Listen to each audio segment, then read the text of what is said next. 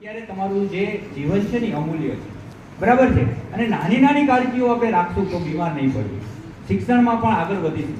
ઘણા બધા અમારા અનુભવો છે કે જે અનુભવોમાં ક્યાંક અમને કચાશ હોય, ક્યાંય વાતાવરણ ન મળ્યું, ક્યાંય માર્ગદર્શનની ખામી હોય, તો એનું જે અમે પૂરી કરવા માટે જે કચાશો તમારી દૂર થાય એવો પ્રયત્ન કરીએ છીએ. એટલે આ તકે એક કહેવાય ને કે મહાદેવની કૃપાથી મને જ્યાં જવું ત્યાં તક મળી જાય છે, બરાબર. અને મારી સાથે હું અમારો મિત્ર રાખું ને તમને હમણાં થાય કે હમણાં અમારો મિત્ર છે અને એ મિત્રનું નામ શું છે ખબર? જગ્ગુ. જગ્ગુ જગ્ગુ એને તમે છે ને બોલાવશો ને જગ્ગુ એટલે એ બોલશે. બોલાવો જોઈએ જગ્ગુ. લે હા, કેમ શરમ થાય છે? આજે મહિલા દિવસ છે. મહિલા દિવસ છે એટલે થોડી શરમ થાય છે, પણ આપણે એના વિશે આરોગ્ય વિશે થોડી માહિતી આપવાની છે. હજુ એક વાર બોલાવો જોઈએ તો એ બોલશે.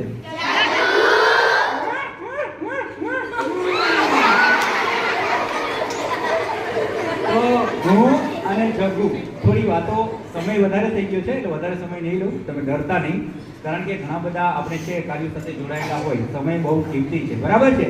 તો જગ્ગુ કહેજો આપણા ઘરમાં આપણો દુશ્મન કોણ છે? Mummy papa. એટલે મમ્મી પપ્પા.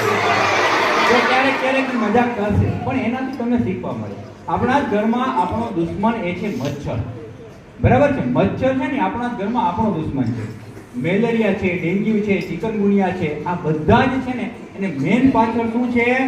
મચ્છર. હા, મચ્છર, બરાબર. અને મચ્છર શેમાં બને?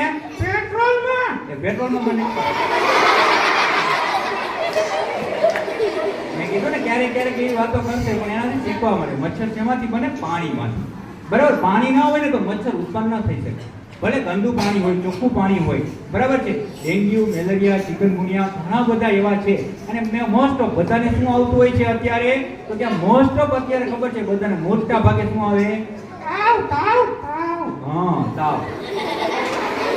આપણે બરો કહીએ ને, બરો, બરાબર છે. કચ્છની અંદર બરો કહીએ, આપણે તાવ કહીએ. અને તાવથી દવાખાના કેવા હોય? હાઉસફુલ. હા, હાઉસફુલ. હાઉસફુલ હોય, બરાબર છે. તો એના માટે આપણે મચ્છર માટેની કાળજી રાખવાની. પહેલા તો શું કરવું પડે? તો કે મચ્છર માટે શું કાળજી કરવાની? મમ્મી પપ્પાને નહીં માનવાનું. લે, મમ્મી પપ્પાનું નહીં માનવાનું, મમ્મી પપ્પાનું માનવાનું. મચ્છર માટે કાળજી રાખવાની. પાણી આજુબાજુમાં ક્યાંય ખુલ્લા ભરાયેલા હોય, બરાબર છે, તો એને ઢાંકી દેવાના, જેથી અંદર મચ્છર છે પોતે ઈંડા ન કરી શકે અને મચ્છર ઉત્પન્ન ન થઈ શકે, બરાબર. તો શું ધ્યાન રાખવાનું? મજા કરવાની. એટલે મજા કરવાની નહીં,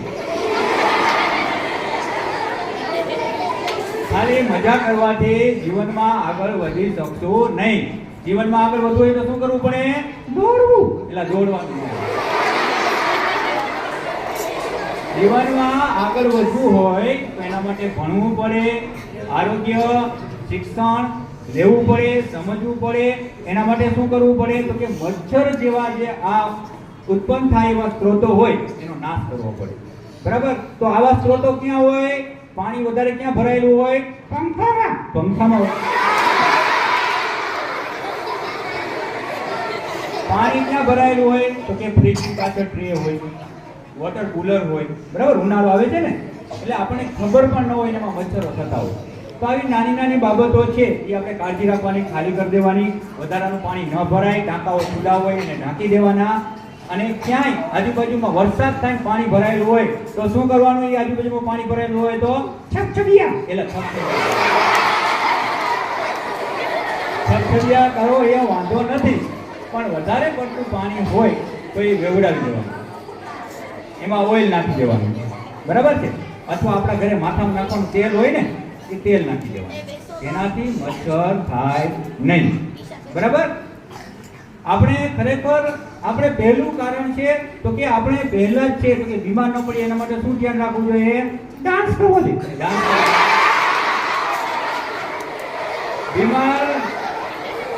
બીમાર ન પડીએ એના માટે ખરેખર શરીર સ્વચ્છ રાખવું જોઈએ. નાહવું જોઈએ, નખ કાપવા જોઈએ, જમ્યા પહેલા હાથ ધોવા જોઈએ, બરાબર. અને જમવાનું શું શું હોય? મંચુરિયન, પાણીપુરી, મંચુરિયન ન ખાવાનું હોય. એ ક્યારેક ક્યારેક બરાબર છે, પણ એમાં મોટા ભાગે મેંદો હોય અને મેંદો પચવામાં વાર લાગે. એટલે મગ છે, કઠોળ છે, રોટલી છે, શાક છે, એ આપણું ભારતીય ભોજન છે. બરાબર છે?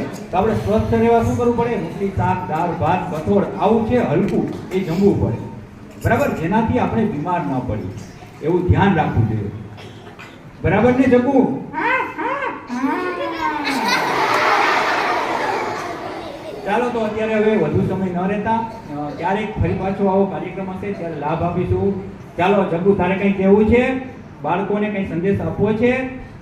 हाँ हाँ मेहनत इतनी भावों से करो कि आपकी सफलता शोर मचा दे. Best of luck, best of luck, best of luck.